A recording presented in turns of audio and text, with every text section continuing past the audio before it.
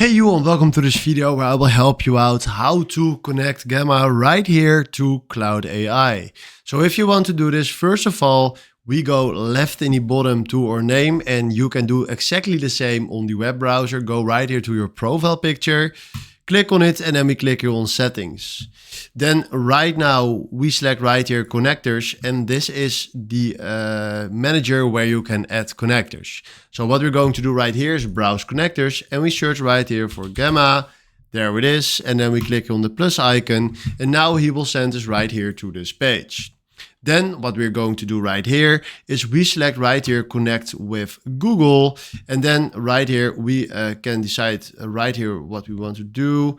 What will this allow Claude? Okay, that is fine. And then we click here on allow.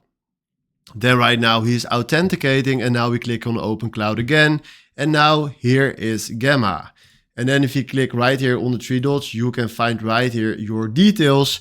And now it's ready to use. So this is how you can connect Gamma right here to Claude AI. Hopefully this was the video where I was looking for. Thanks for watching and have a wonderful day.